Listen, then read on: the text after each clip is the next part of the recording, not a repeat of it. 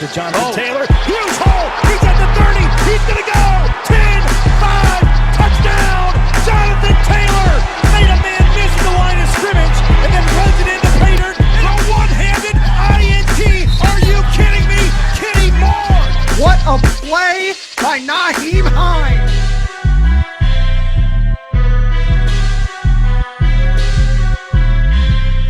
Horseshoe is back, baby. The horseshoe is back. What's going on, Colts Nation? Welcome back to another episode of the Bring the Juice Colts podcast. So here we have our round 4 breakdown of pick number 127. And with that, the Colts select Kylen Granson, the tight end out of SMU. So Colts address the tight end situation. Jim Irsay did say a month ago that they do want to look for a playmaker at the tight end position. We didn't know exactly who that was going to be. If you guys saw our initial reaction, I was saying a lot how it could have been Brevin Jordan. We were thinking maybe that was a name that would be brought up, but that they passed that name up and they decided to get Kylen Granson, and they think he could be an answer for this receiving thing that they need to do at tight end, Cody. Yeah, they do. He's a little bit smaller in terms of height. He's only 6'1", 240 pounds. But, you know, he's very athletic. He's very much a receiving tight end, exactly what the Colts needed at the tight end position. I know our friend Zach Hicks kind of looked at him and said he's basically just a more athletic version of Trey Burton. So if you remember, Trey Burton's not that tall either. So I think that's exactly fits with what the Colts wanted to do there at tight end. You already have two guys who are really good run blockers.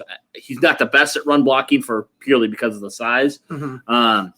But overall, I like this selection. I think it's really good and a really good fit into what the Colts want to do at tight end, now creating kind of a matchup problem. I feel like he could play maybe in the slot a little bit. He can kind of be moved around a lot of places. Very versatile piece here at tight end for the Colts. So overall, I think he's a very solid pick here in that 4th round. Colts fans can relax. They're not selecting another edge player. They finally address a position of need here at tight end. So it makes me feel a little bit better. I guess the only question is now, what does that mean for potentially getting Zach Ertz? Does that take it completely off the table? I think it might. I think it probably does. But it's just interesting now because we didn't know what was going to happen with tight end. And seems like the Colts feel pretty comfortable with this guy, being able to take him so far. A little bit about him, Derek. I know we have kind of some scouting reports here on Granson. So, you know, a little bit shorter, has some growth limitations we talked about. But overall, he doesn't have a great 40 time, but he's a very fast player, I feel like, for the tight end position. And he's really good at yards after the catch. Yes. That's something that you said really a lot. He's really good at that. And he's just always got, I think he's going to be a good security blanket for Carson Wentz. It seems like he's always been open.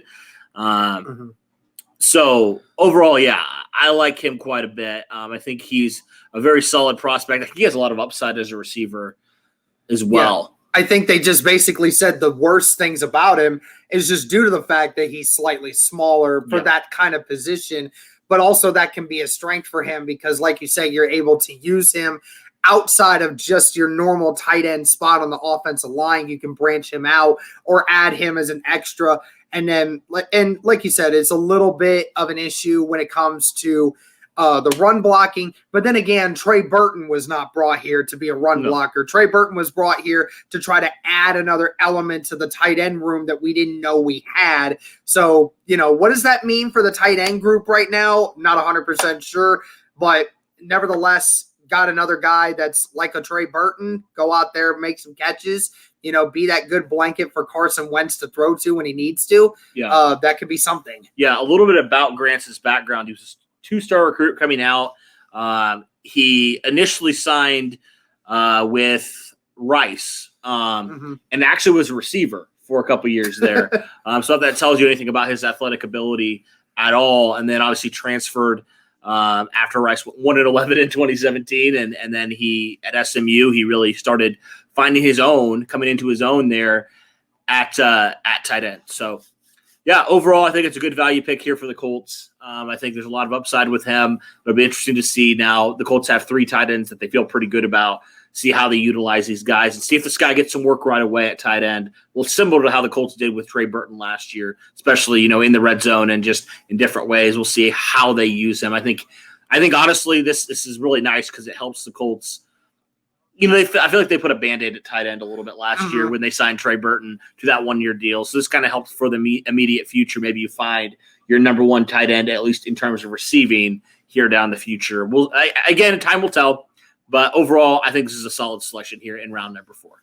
Yeah, and, now it begs the question of what the Colts are going to do with the rest of these here. Yes. We seem to think they may go secondary with this next pick. We don't know exactly. Yeah. But nevertheless, first offensive weapon that the Colts address in the draft, it is a tight end. Yes. So look for them to potentially try to get another wide receiver later in the draft. We have said there are a lot of different options later in this draft that the Colts could go for here in the 5th or 6th round.